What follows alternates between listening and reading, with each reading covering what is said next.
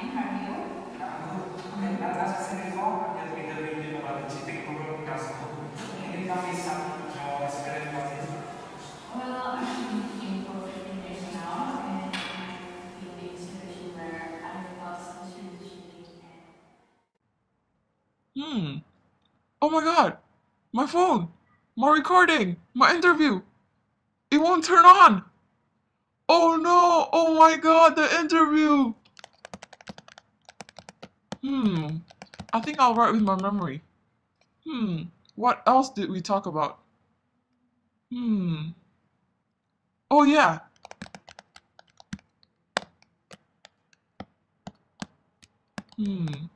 Is that it?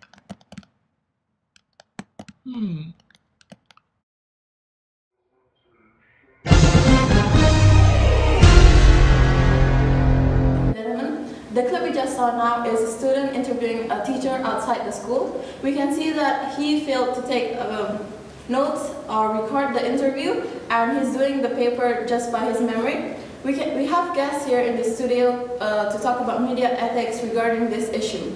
Our first guest is Lillian, a magazine editorial. So Lillian, what can you say about the ethical principle in this situation? Yeah, according to the universal, honesty is important, and everyone should be honesty to what they have done. So the students should be honest, and if you want media to be honest, you should be honest at first. Do you have any more ethical principle to add that? Yeah, it also relates to the pragmatic ethics, which direct us to think ahead about the result of what we did. So the student should think twice before he write a paper, whether he should go for his memory or just interview the teacher again. Thank you for that. So please welcome our new guest, Santi here, a magazine journalist. So Santi, do you have anything like ethical principle to add to Lillian? Yeah, I would like to add that we can link the situation to J.L. Smith's principle of utility, where the number of how many people benefit from the situation matters. Like from the situation, if the student conducts another interview, then many people will benefit from this. Like the school, the teacher, the community, the students, and the other people who read this newspaper will benefit from getting the right information. So I think it's better for him to conduct another interview. But if he decides not to conduct another interview, then the only person benefiting from that is himself, because he doesn't have to make an effort. But maybe he doesn't have the time, or the teacher doesn't have the time to conduct another interview for this paper. What should he do? Well, actually, that would lead to another ethical principle that will be situation ethics, where we consider other situations why this happens. So I think we can relate to that. It depends if the students really got something that might stop him from conducting another interview, then maybe he should understand that. Maybe he should just interview another teacher, or does it really matter to have the same teacher? Well, that depends again. So it's really about situation ethics again. So it really depends on the situation actually, but it is wrong for him to not conduct another interview and make up the information himself, because he might depend on his memory, but it's not always reliable. So I think he should conduct another interview. Alright, thank you for your time. Okay. Please welcome our new guest, Nan and Shinta. So Nan here is a professor, and he'll be talking us about ethical issues regarding this situation. So Nan, do you have anything to talk about regarding this situation? About this problem, firstly, let me point out two ethical standards that every journalist must have. The first one is accuracy. Good journalists don't make up evidence or story. They only record exactly what the source says. And the second one is the fairness, which means to be fair with the aspect of the reported stories. Because the journalist is the one who decides which to write and how far they go into this story. Now, in this situation, I think the student certainly need another interview with the teacher, so he can guarantee the fairness and the accuracy of the report. Although the teacher is not likely to watch this, to read this report on the newspaper, he still need to do that to be fair with the teacher. Otherwise, if he write on everything depends on his memory, I think the meaning of the teacher will become something else, something totally different. So here we have Cinda, a newspaper journalist. So do you have anything to add that ethical issues? Well, in addition to what he has said, there is one more element in ethical issues there.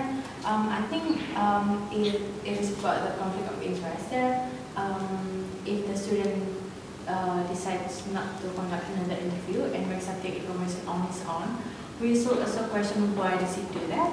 Does he have a purpose behind that? Did he purpose like maybe ruining the school's reputation or the teacher's reputation? Or is it just out of his slackness, just because he doesn't want to make an effort to conduct another interview?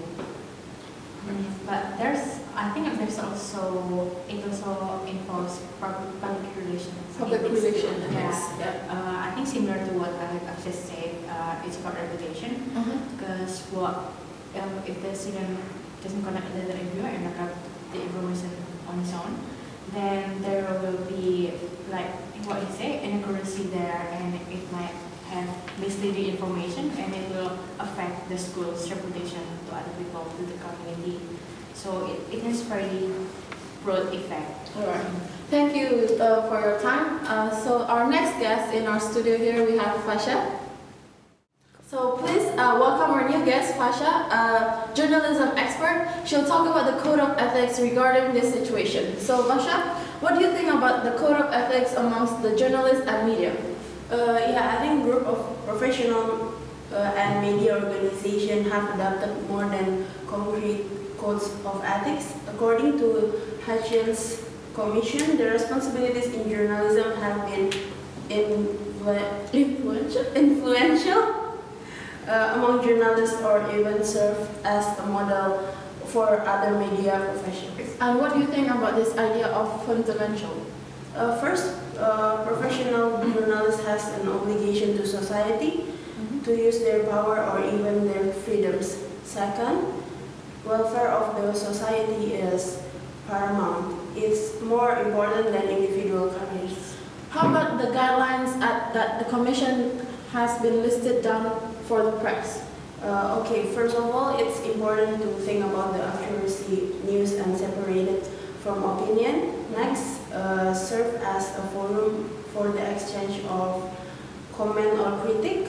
And third, project a representative picture of the constituent groups in society. Like the last one is, I think it's about the clarity of the goals and values of the society and avoid pandering to the lowest common denominator. Oh, do you think this is important for the journalists? Is there any benefit that they can get from this? Yes, of course, because it also inspired the Society of Professional Journalism Code of Ethics. And I think if the journalists follow the guidelines carefully, then they can avoid the ethical missteps. Oh, great. So if we talk about honesty, fair, and interpreting of professional journalists, what do you think the best way to do it? Okay, first I think the best way to do it is like the journalists also should clarify and conditions attached to any promise. And second, it's do not ever plagiarize. Yeah, and the last one is, I think it's also important to give voice to the voiceless. Yeah.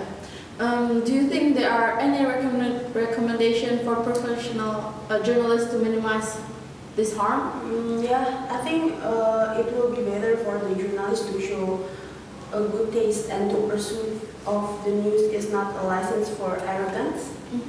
So journalists should be free obligation to any interest other than the public's right to know. How can they do this? What do you think about the best way to do this? I think basically it also means journalists should act independently, and the journalists should avoid conflicts of interest, because it will make the journalists and the media get into trouble, or even something that can affect the professional journalist performance. It will be better if the journalist trying to be vigilant. What do you mean by they should be vigilant? Yeah, the professional journalists should be vigilant of what will be happen, and they also should be vigilant of the news that they write. Oh yes, I agree with you. Many journalists did not aware of that, and my last question is the journalist should be more accountable. What does this mean? Be accountable means accountable to the readers, listener, and the viewers of the news. It means like the audience, and then the journalist should admit mistakes and correct them promptly. Thank you for your time. To conclude this news, we would suggest that the student should really do the interview again with the teacher, because according to the ethical principle and issues and code of ethics, it suggests that he should do it, because if he doesn't conduct a new interview, there will be big consequences with these actions. So it will affect the student himself and the school and the newspaper community he's in. So he should really conduct a new interview with the teacher. So thank you for tuning in and enjoy the rest of your day.